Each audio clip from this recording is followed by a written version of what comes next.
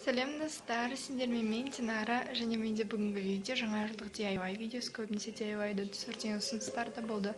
Бұл видеода ыстық желімді қалай пайдаланатыны да бар.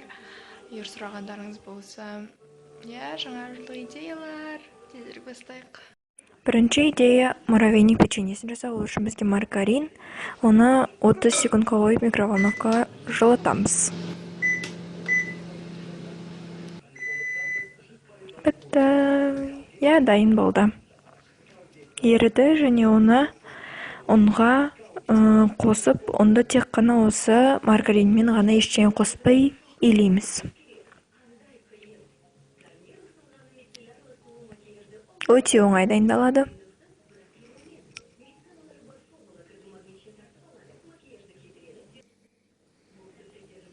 Соңында осында бұл беленгеннен кейін оны сәл қысыңқырап, немесе домалақтап, оны үстіне салафан және тоңазытқыштан кейін оны осылай оны майдалап болғаннан кейін әрине өзіңіздің духовкаңызға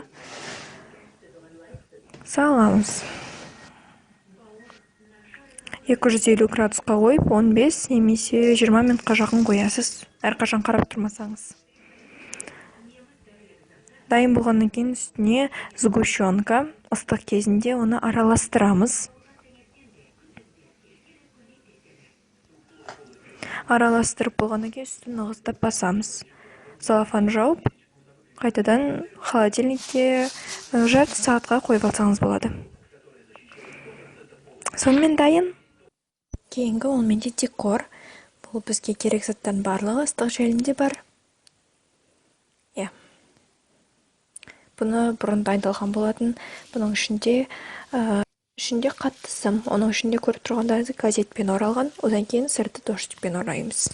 Бұл менде бұрын дайындалғаннан кейін ол көрсетілмеді. Ары қарай бұл керек заттар, оның барлығын ыстық желіммен жапсырамыз. Ыстық желімді, бұл керек желімдері тоққа тығамыз да бұл ерігенше күтеміз.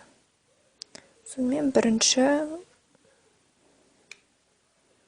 осылай жағып жапсырамыз. Үстінен басамыз, ол тез-ақ жабысып қалады. Және ұзаққа дейін тұрады. Екіншісінде солай істейміз. Бұл кішкентай ғана шырша. Бұл төменгі жағын әлдім. Және барлығын осылай жабыстырып шықтым. Дайын. Бұл жабыстырғанға және бөлме есігіне іліп қойғанға керемет. Менде бір қорап гүл жасағанға, бұл сырдан қалған қабықша, оның сыртын жылтыр қағазбен жабыстырамын. Оны өлшеп қидым. Ары қарай мінекей дайын. Ішіне де ішін өлшеп, жасылмен гүлдің жапырақтары болатындай ары қарай гүлдің өзін жасаймыз. Осылай барлығын қиып аламыз. 2,5 немесе 3 сантиметр жартысын қиямыз. Осылай барлығын бірге орап шығамыз енді. Орап ең соңын ыстық желіммен жабыстырып, орталарын ашып, сонымен гүл дайын. Осылай көптеген түрлі түстілерін жасап шығардым. Бұлғанда ыстық желіммен барлығын шетіне жабыстырып шығамыз.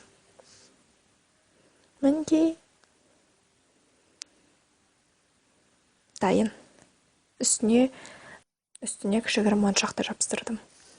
Сонымен бүгінгі видео осындай идеяға толы болды деген ойдамын. Толы емес, аз болса да. Динараның жаңа жылдық идеялары